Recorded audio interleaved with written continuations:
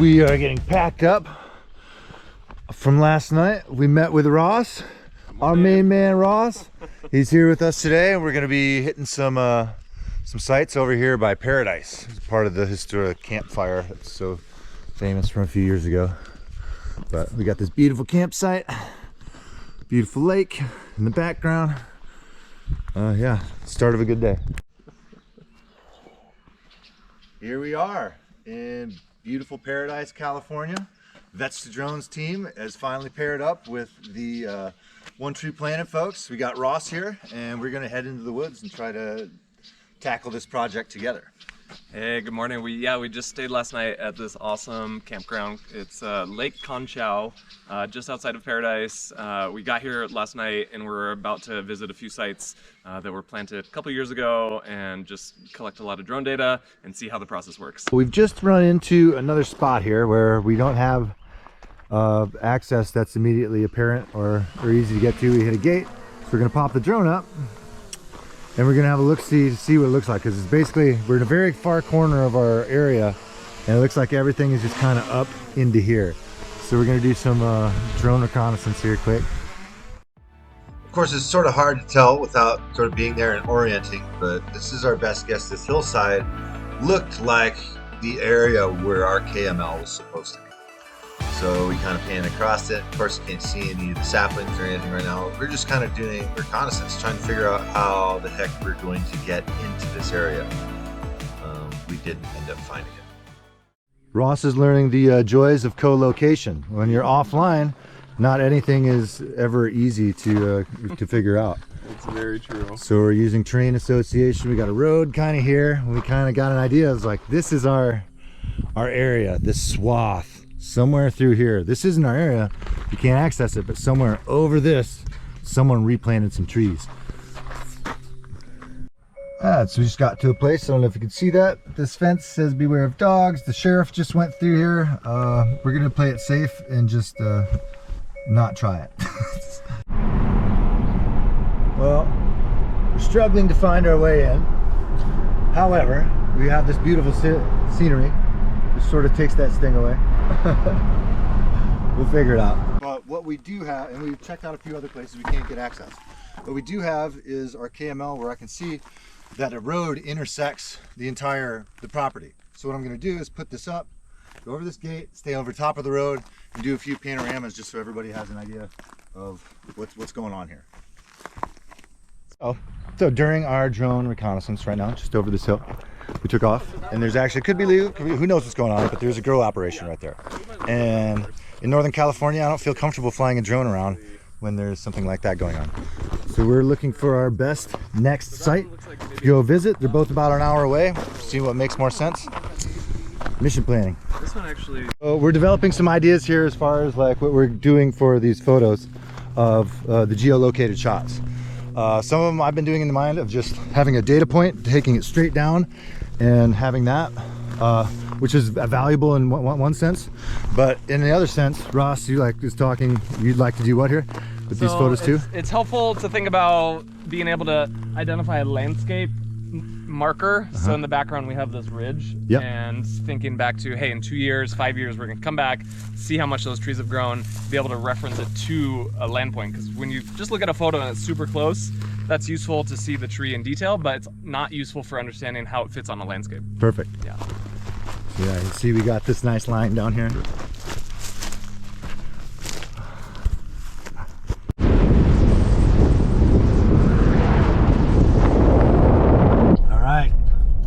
We are entering our zone. I'm seeing a lot of little trees, to be honest. Oh yeah, there's tons of trees. I saw a bunch right there. Oh wow, yeah. Awesome, perfect. Yeah, pull in like right here. Well, you can go a little, let's go a little farther. Let's try and get to the middle of the KML. But, all right, perfect.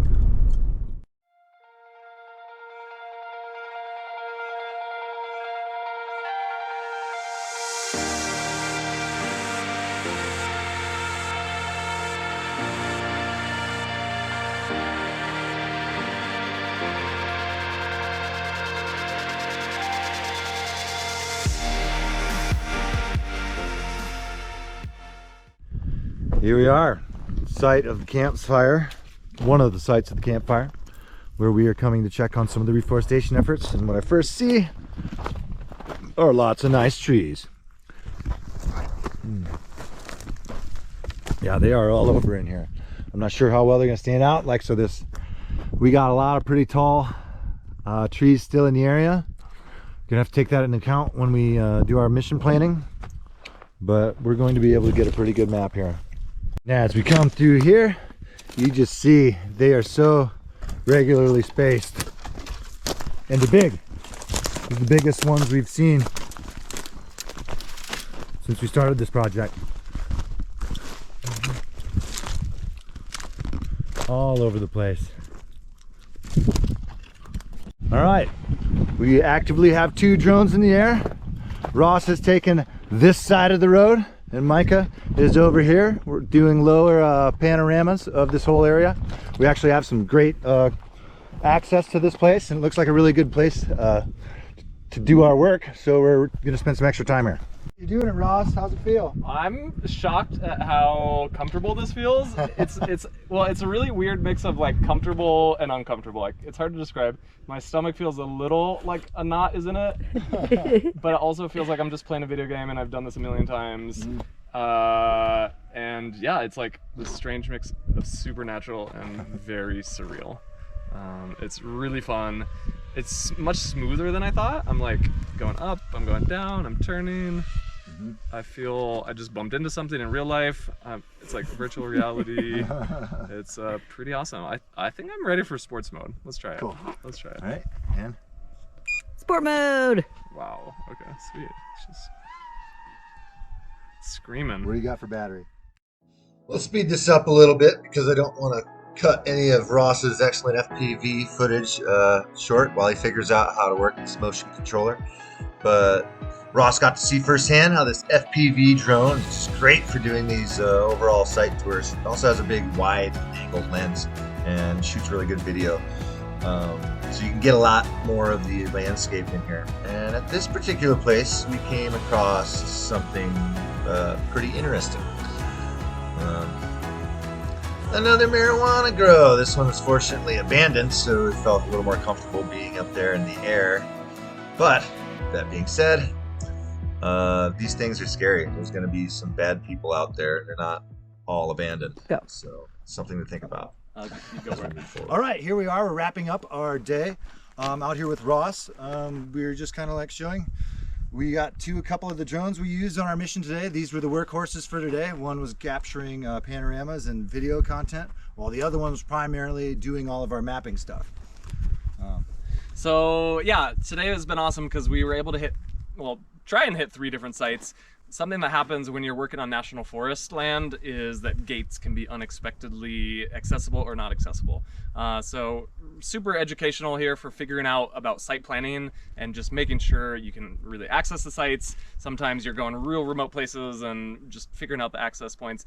We ended the day on a really great site. The road came right next to the site. We're able to map almost the entire thing, tons of trees growing, and excited to compare the results because every drone has its strengths and weaknesses. Some are a little bit smaller, less powerful, but a little maybe more nimble. Some you really need to do large scale mapping, and it's been helpful to kind of compare the differences today. That's right, Ross. And as an interesting side note to our spot right here, we're right next to the campfire of 2018. The campfire is what took out towns like Paradise. Is one of the famous spots that everyone hears about. This is actually kind of ironic. It's the spot that really got me into the industry. This fire created a lot of jobs in the drone industry and the area of infrastructure inspection. So all the power lines in California are needing to be inspected yearly now, and that's created so many jobs for us. The campfire in 2018, what ignited it was this old power line that hadn't been inspected in a long time, so caused over 80 deaths, billions of dollars in damage, like just insane. But it was a real wake-up call to the entire industry that, hey, we need annual reporting, maintenance, monitoring. Using drones is one of the most effective ways to do it, so it kind of galvanized this industry. So I mean, drones are so powerful. It's been really awesome, and learning from Trevor today, who is super knowledgeable, and yeah, I've learned a lot, and it's been cool to be in person, kind of sharing, because like, what exactly are we looking for? This is our first time getting in the field together, and kind of learning from each other on how to make this a really powerful program. And there you have it. Cool. So yeah, we got this awesome opportunity. Ross has actually been to this property. This isn't one that we flying today or doing anything on, but this is a historic property where you can see he actually has historic photos of a bunch of these trees where we can see that they're really taking off and getting bigger. And this site has them just gridded out. You see them all over the place. Yeah.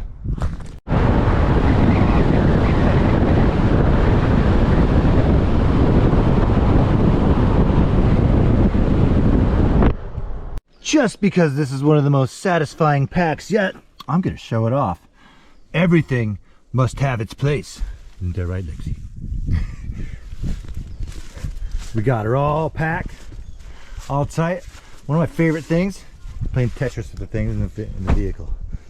It's don't get much better than that. Oh, that's satisfying. Well, unfortunately, we forgot to say goodbye to Ross, but Ross is gone now. And we are heading from our place here to Chico. And in Chico, we're going to be getting in a hotel for the night. We're going to do some computer stuff because we're getting backed up with data. So, to be continued.